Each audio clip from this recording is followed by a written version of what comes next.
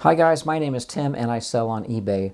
This is the second video on my new channel, Find It, Flip It. Before I start, thank you to everyone who came over from my old channel and subscribed on my first video. I picked up 43 new subscribers from the first video, so thank you very much. If you haven't subscribed yet, please do so. I'm trying to get this channel off the ground, and until you hit 1,000 subs, you're pretty much invisible to YouTube. It's very hard to find this channel. Even searching it, it doesn't come up. It's just bizarre. You don't exist basically until you hit about 1,000 subs, and then you start showing up in the recommended videos, suggested videos. That's just the way it works, and I guess I understand why they do that.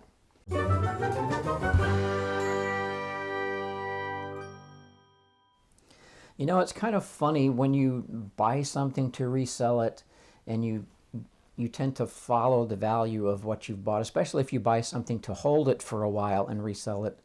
If you didn't see my first video, please go back and look at it, but I talk about that a little bit in my first video, that I bought several things back in the 90s to resell, and I purposely bought them to hold for a long time and resell them in the future, which may or may not be a good strategy. I mean, it's much better to flip something quickly and repeatedly. You're going to make a lot more money doing that. But when I was younger, I thought, you know, a lot of these collectibles go for good money when they've got a few years on them, and I purposely bought a lot of things to hold and resell. Some of them worked out really great, and some of them not so much. When you first buy something and you follow the value to see if you made a good investment or not, you look at the... Well, and it was very hard to do back in the past. I used to subscribe to magazines that had collectible values in them. Now with the internet, it's so much easier. You can just, you know, with a couple of clicks, find the value on something. The downside to that is the internet makes it much easier to find what you're looking for. So if in the past you were the only seller for a certain collectible, and you were the one that a buyer found, you were going to make a sale and you could charge pretty good money for it. Now, if everybody has those collectibles, it drives the value down, and something that was worth a lot of money 10 years ago may not be worth much now at all. And here's a good example of that.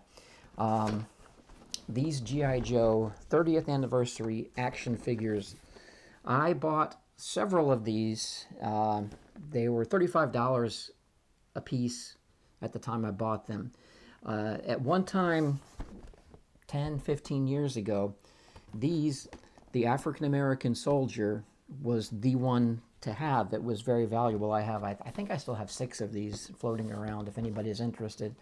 $35 new when I bought them. At one point, a year or two after I bought them, the value was up $200, even $250 for these.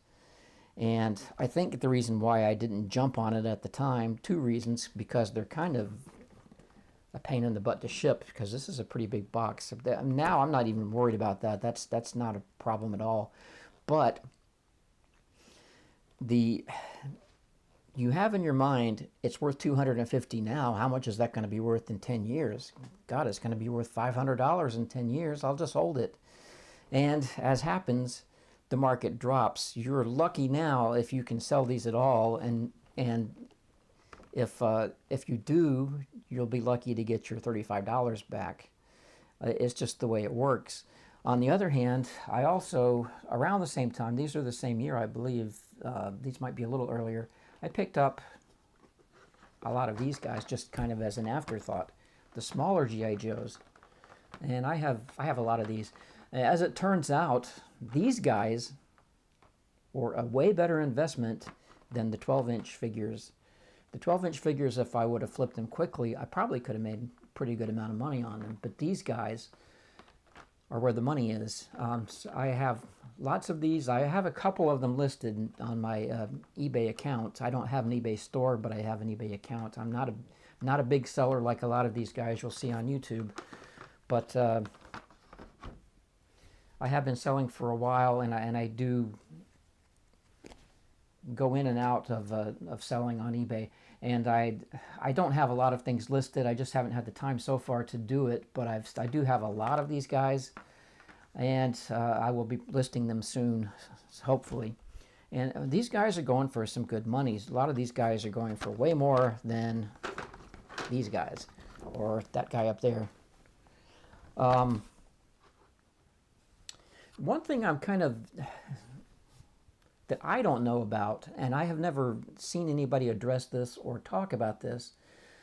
These I bought on clearance from a toy store, and there's a price tag on here. These were originally $4.99, and they were on sale 2 for $5, which, you know, people now would be jumping on that because a lot of these are worth 30, 40, 50, maybe more.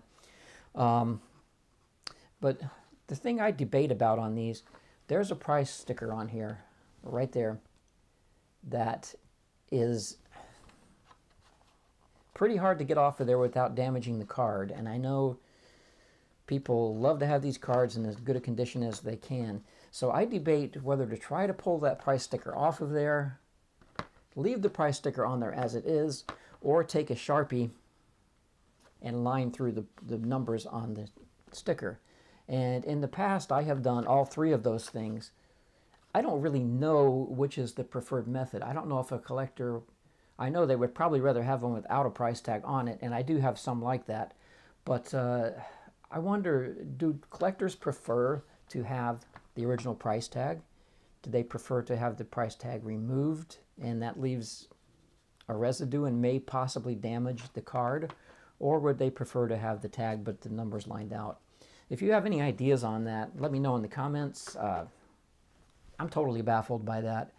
But just because you have a collectible that you've had for a long time does not mean that the value is going to continually go up and up and up.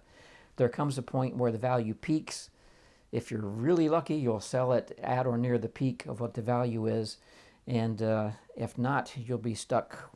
I held on to these too long. Now, they may come back. There may be a time in the future when these will become more valuable. But right now, they're kind of in a lull. And right now, if I sold them, like I said, I'd be lucky to get the $35 back. All right, guys, that's all I got for today. Thanks for watching. I hope this was at least a little bit entertaining, maybe informative. Please hit the subscribe button, like I said. Right now, I'm sitting at 43 subscribers on my second video. I really want to boost, excuse me, I really want to boost that number up. So please hit the subscribe button, or at least hit the like button. And thanks very much, guys. I'll talk to you later.